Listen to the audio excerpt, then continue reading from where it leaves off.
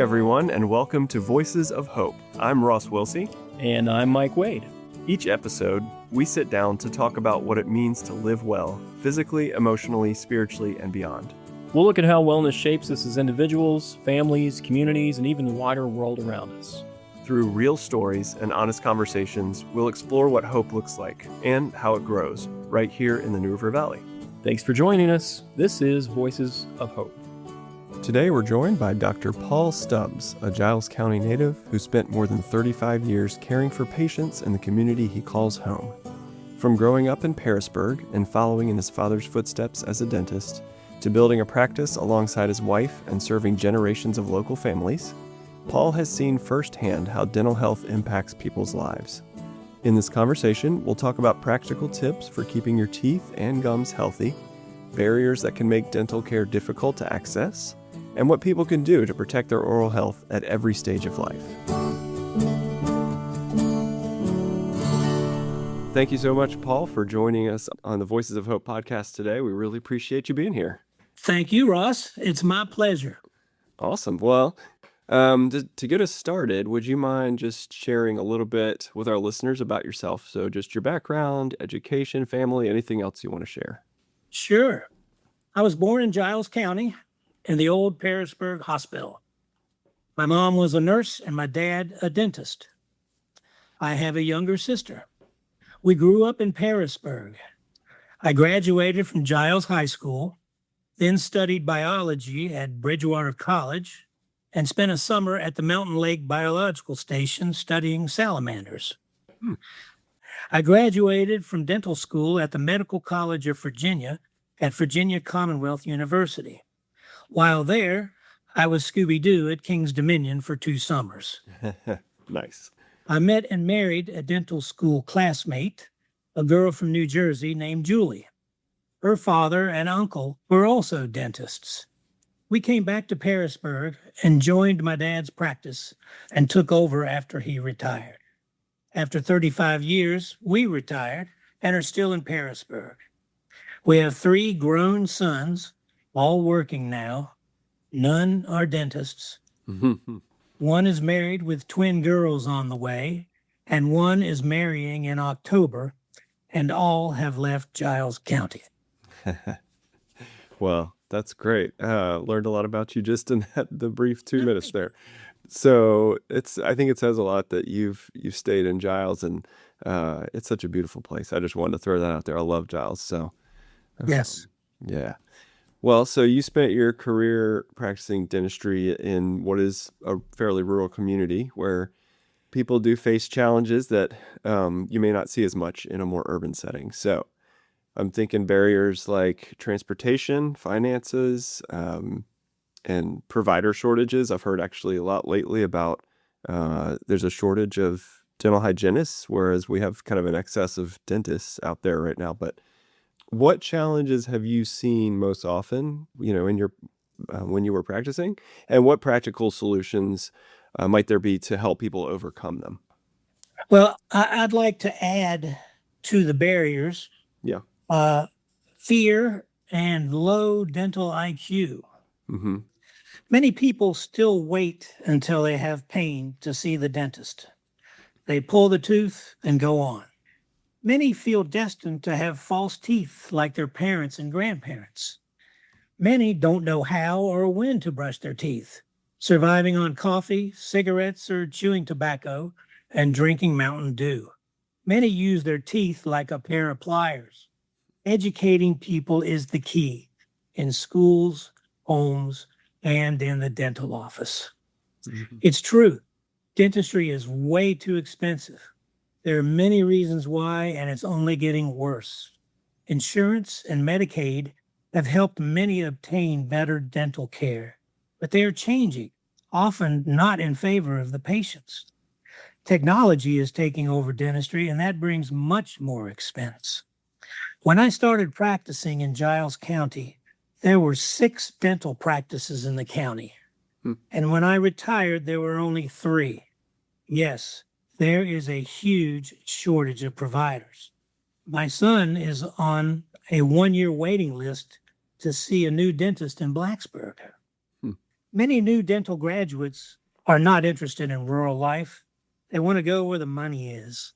Many have large student loans and are willing to work for big dental businesses. Perhaps we need more dental schools. I do know that there are public health dentists and free clinics for folks who don't have a dentist. There are also Mission of Mercy clinics that provide free dental care, but they are only available certain times of the year. Wow, that just seems like a lot to overcome.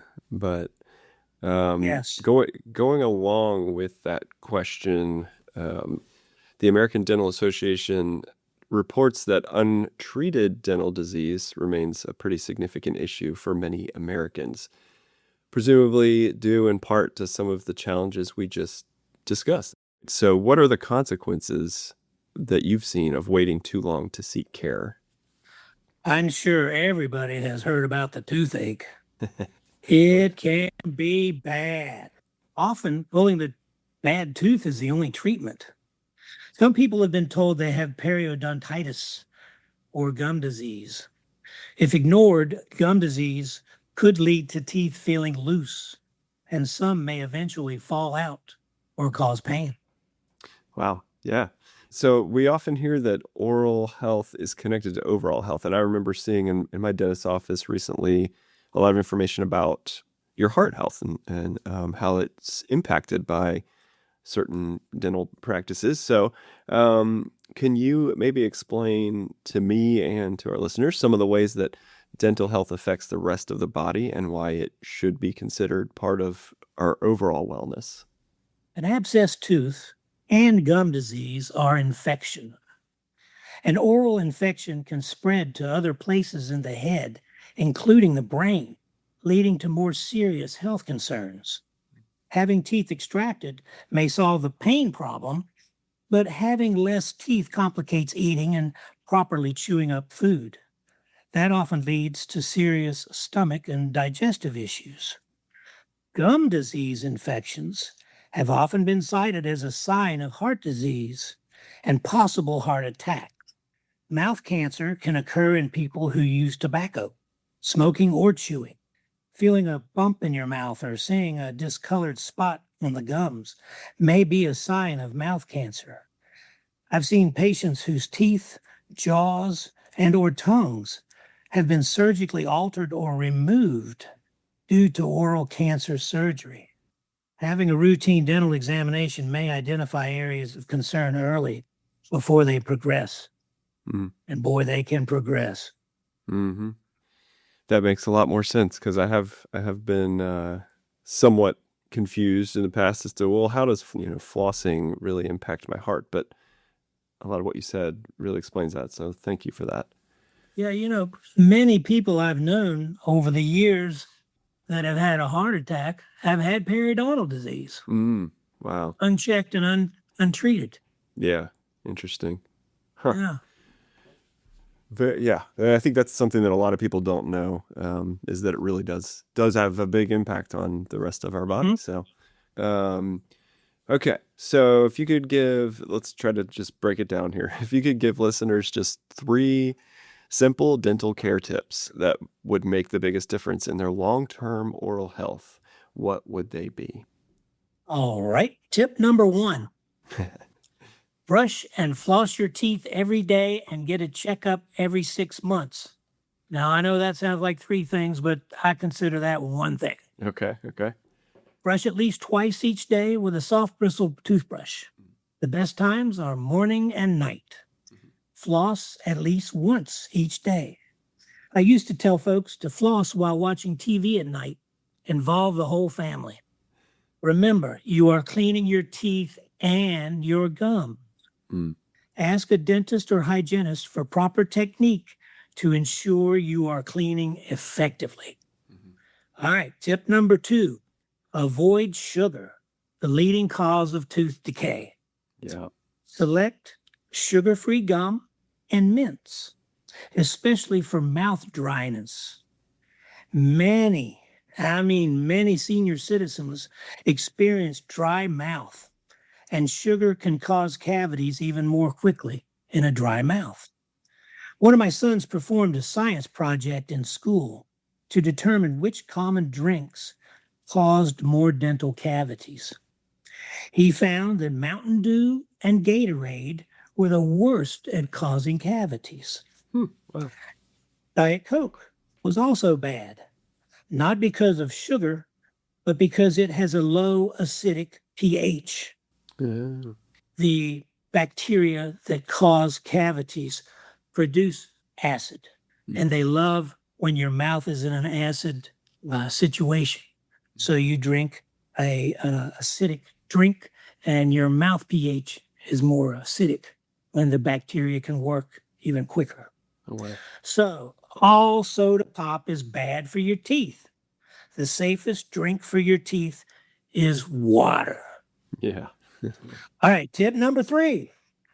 Fluoride is perhaps the most important thing of all to prevent cavities. Adults can get fluoride protection in their toothpaste and certain mouth rinses. Your dentist may recommend a concentrated fluoride treatment in his office. Fluoride works best when young children drink water with fluoride in it.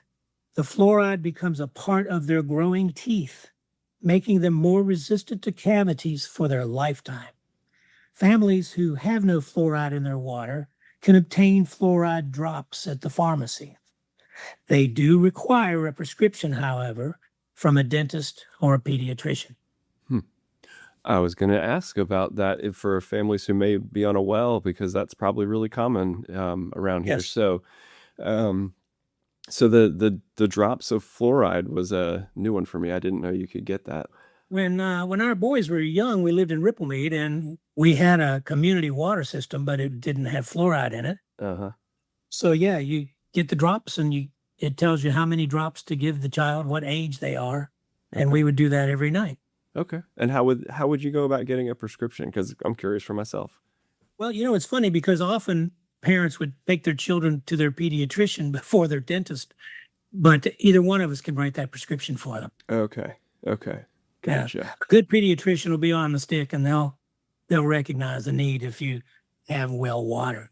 Gotcha. It's awful exciting in Giles County because, of course, everybody has not been happy about it, but we now have a county-wide water system, and I'm so happy that this county-wide water from our PSA has fluoride in it.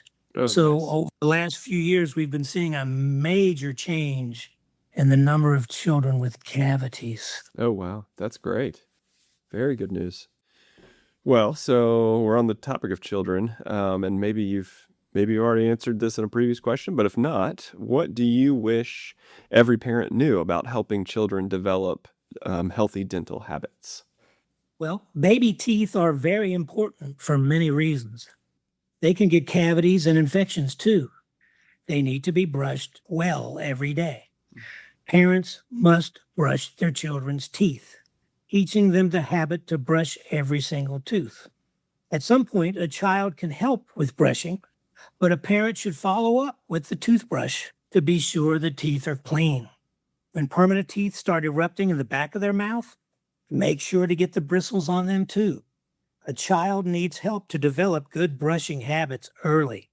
Some people will even begin teaching flossing when children have baby teeth. And that's a real good idea, but that's a hard thing to do sometimes for some children. Mm-hmm. Heck, sometimes toothbrushing can be an ordeal Yeah, with small children. sure. Do not give a baby any milk, juice, or other sweet drinks in the crib at night. They can get really bad cavities. Mm-hmm. Discourage thumb sucking.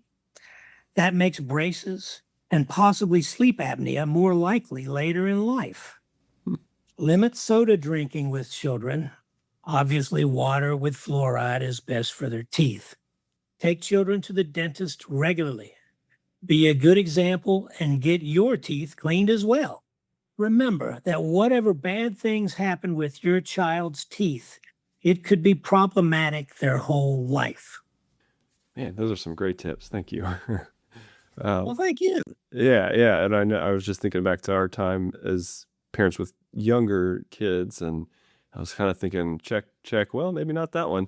So yeah, hopefully we did all right. But I wanted to bring in just sort of a more personal side of oral health. And so I thought to ask, can you share a memorable patient story that illustrates the impact that good dental care can have on someone's life?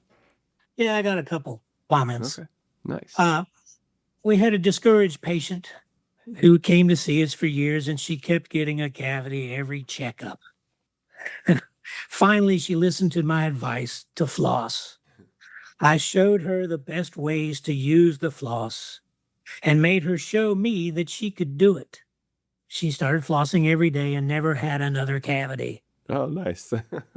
Yeah, she was one happy camper. People assume they don't need to floss. I try to explain to people, when you look at a tooth, it has 5 sides. And when you brush with your toothbrush, generally you can only clean 3 of those sides. The floss cleans the other 2 sides. Right. Of course, the gums, they're all a part of it as well. Mm-hmm. 2 sports injuries I treated several years ago involved a front tooth being knocked out of its socket. Because of the patient's good dental condition, I was able to reimplant the teeth with splints. Wow. In time, they healed and both still have their smiles. Oh, nice. Yeah, I'll tell you one in particular, a kid, he had braces and he was playing basketball with his buddy, and they lowered the rim. You know, most of these goals now, you can lower the rims. Mm-hmm. And so they were practicing dunking with the basketball goal. Strangely, they had a net that was made of a chain. Oh, yeah. So the kid jumps up and his braces get caught on the chain and pull his tooth out. Oh, my word. Can you believe that? No. So I got a call that evening, and we went in and we luckily were able to reimplant the tooth and actually use the braces as a pretty good splint. Oh, okay. Goodness. Isn't that something? The other was a softball incident where the ball bounced up and hit the girl in the mouth. Mm-hmm. And so, yeah, man, I tell you what, you just never know. But thank goodness they still have their teeth. Yeah, They exactly. still have their smiles. That's awesome. So just their good dental practices kind of helped the Well, healing with all those. Yeah. exactly. Even allowed me to be able to put them back in there. Right. Okay. Wow. That's cool. Yeah. All right. Well, maybe thinking a little bit outside the dental wellness box, can you tell us a little bit about how you maintain your own personal wellness? I think of you as I know you a little bit outside of this podcast, and so I think of you as a very upbeat and cheerful guy. You seem to have things pretty well put together. So, yeah, what do you do to maintain your own personal wellness? Well, thank you very much. Julie insists that I get exercise.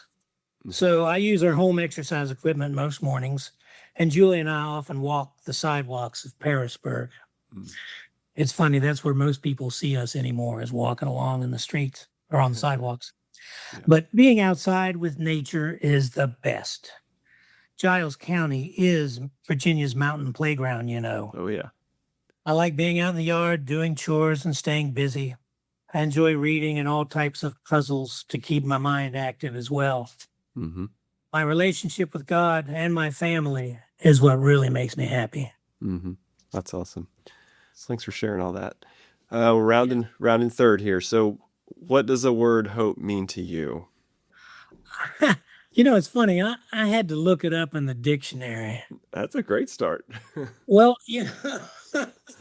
But, you know, there's a lot of different definitions. And hope to me is something that you look forward to something being better in the future. Mm-hmm. You know? Mm-hmm. Yep. I like that. I look around so much now and I don't have a lot of hope about a lot of things, but Right. generally I'm a pretty hopeful guy. Nice.